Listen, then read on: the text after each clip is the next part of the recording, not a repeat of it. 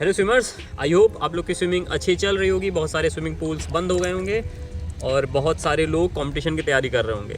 तो देखिए, जब भी आप लोग प्रैक्टिस कर रहे होते हो या कंपटीशन वगैरह की तैयारी कर रहे होते हो, वर्कआउट कर रहे होते हो, लोड बढ़ा रहे होते हो अपने बॉडी पर, तो फिर एक दिक्कत बहुत कॉमन आती है। वो होती है आपके कंधे बहुत टाइट हो जाते हैं। मतलब ऐसा फील होता है कि कंधे जाम हो गए हैं, वर्क ही नहीं कर पा रहे हैं। आप हाथ उठाने की कोशिश कर रहे हो तो हाथ पूरा उठ ही नहीं रहा है। तो देखिए, इस वीडियो में हम लोग उसी को कवर करेंगे कि कुछ पॉइंट्स होते हैं कि ये दिक्कत क्यों आती है, इसको कैसे सॉल्व कर सकते हो और कैसे आप अपनी स्विमिंग को बेटर वे में कर सकते हो।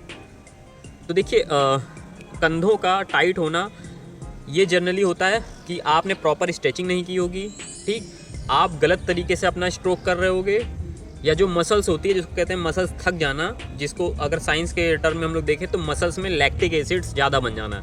तो ये 3 मेन रीज़न होते हैं जिससे आपकी मसल्स टाइट हो जाती है। ज़रूरी नहीं कि कंधे की हो सकता है आपके ट्राइसेप की भी हो सकती है, आपके थाइस की भी हो सकती है, ठीक है, आपके एंकल्स की भी हो सकती है, नेक की भी हो सकती है, कहीं की भी मसल्स टाइट हो सकती है। मतलब उसमें थकान आ सकती है अगर लैक्टिक एसिड ज़्यादा बन रहे हैं तो देखिए, आपने जनरली सुना होगा कि कोई भी एक्सरसाइज करने से पहले बॉडी को वार्म अप किया जाता है। तो वार्म अप क्या होता है कि आप अपने मसल्स को एक्टिवेट करो। मतलब जैसे आप स्विमिंग पूल में उतरने से पहले आप स्ट्रेचिंग करो, आप अपने कंधों को रोटेट करो, ठीक, आप जो स्ट्रोक करने वाले मतलब फ्री स्टाइल है तो फ्री स्टाइल का हैंड मूवमेंट कर लो, हल्के हल्के करो, और जो स्ट्रेचिंग कॉर्ड आता है उसका यूज़ करके आप वार्म अप कर लो।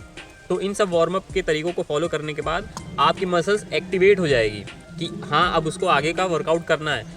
अगर आप डायरेक्टली जंप करते हो स्विमिंग पूल में और तुरंत ही स्विमिंग करना स्टार्ट कर देते हो तो फिर ये दिक्कत आती है कि आपके मसल्स टाइट होने लगते हैं, ठीक है। और अगर वार्म अप और सही तरीके से आप अपने वर्कआउट को फॉलो करोगे तो आपके मसल्स में लचीलापन आ जाएगा, फ्लेक्सिबिलिटी आ जाएगी, और यही फ्लेक्सिबिलिटी आपको हेल्प करेगी आपकी स्विमिंग को बेटर वे में करने के लिए।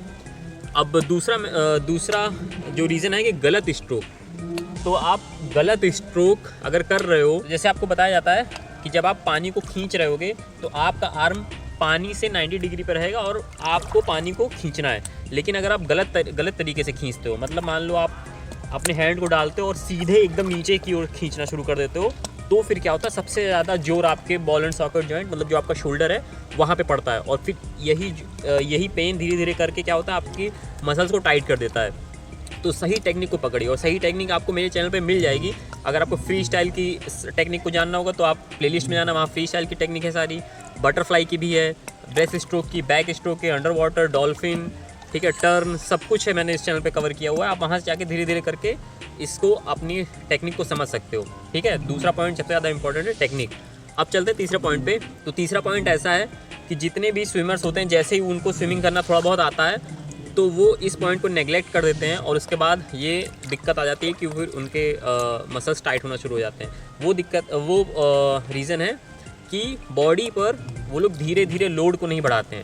मतलब जैसे मान लीजिए एक छोटा बच्चा है, वो जब खड़ा होना शुरू होता है तो ऐसा नहीं है कि उसको जैसे खड़ा होता है तो उसको तुरंत दौड़ाना शुरू कर देते हैं कि चल बेटा दौड़। अब ऐसा नहीं, उसको हम लोग क्या करते हैं, खड़ा हुआ, बैठा, फिर 1-2 दिन बाद फिर 1-2 स्टेप करवाते हैं, फिर उसको खेलने देते हैं, फिर 5-6 एक हफ्ते बाद फिर उसको धीरे धीरे वॉक करवाते हैं ना। तो इस तरह होता है धीरे धीरे बॉडी पर लोड डालना, मतलब धीरे धीरे मसल्स पे लोड बढ़ाना, जिससे मसल्स आपकी मैच्योर होगी।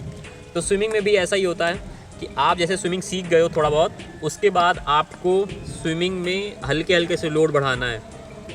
आपको मान लो आपका टारगेट है कि 400 मीटर से आप 400 मीटर आपको स्विमिंग करनी है, तो 400 मीटर एक साथ आप नहीं सीखोगे। आप पहले 50 मीटर के कई सारे सेट्स लगाओगे, जैसे 50 मीटर के 20 सेट्स लगाओगे, 10 सेट्स लगाओगे, फिर उसके बाद 100 के सेट्स लगाओगे, फिर पिरामिड सेट्स करोगे। पिरामिड सेट्स मतलब पहले आप 100 मीटर करते हो, फिर 75 करते हो, फिर 50 करते हो, फिर 25 करते हो। मतलब ये एक फ्लो में होता है। तो इस तरह के आप सेट्स लगाओगे तब जाके 400 मीटर का एंड्योरेंस होगा, ठीक है। ऐसा बिल्कुल नहीं सोचना है कि आप स्विमिंग सीख गए हो, अब आप ईजिली इनहेल एक्सेल आपको आ गया है, अब आप ईजिली 400 मीटर कर सकते हो। तो धीरे धीरे बॉडी पर लोड बढ़ाना है, तब जाके आपकी मसल्स भी उसी तरीके से धीरे धीरे करके मैच्योर होगी, और जब मैच्योर हो जाएगी उसके बाद आप इजीली कर लोगे। तो इसमें हमेशा एक स्टेप बाय स्टेप करके आपको आगे बढ़ना है, तब जाके आप अच्छे तरीके से अपनी स्विमिंग को सीख पाओगे।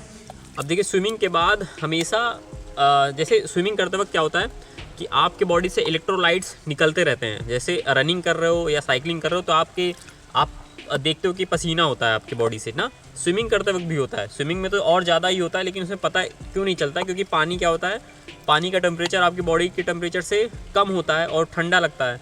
तो फिर हम लोग को लगता है नहीं यार स्विमिंग करते वक्त तो पसीना भी नहीं होता, लेकिन ऐसा नहीं है। इलेक्ट्रोलाइट्स कॉन्टीन्यूसली निकलते रहते हैं। तो इसका आप रिकवर कैसे कर सकते हो? इसको रिकवर आप कर सकते हो, आप अच्छा फूड लो, ठीक है। और इलेक्ट्रोलाइट्स वगैरह भी आप जैसे स्विमिंग कर रहे हो तो वाटर बॉटल में इलेक्ट्रोलाइट्स वगैरह घोल कर रखे रहो, धीरे धीरे पीते रहो ताकि इलेक्ट्रोलाइट्स मेंटेन रहें। अगर इलेक्ट्रोलाइट्स मेंटेन नहीं रहेंगे, मसल्स में दिक्कत आएगी।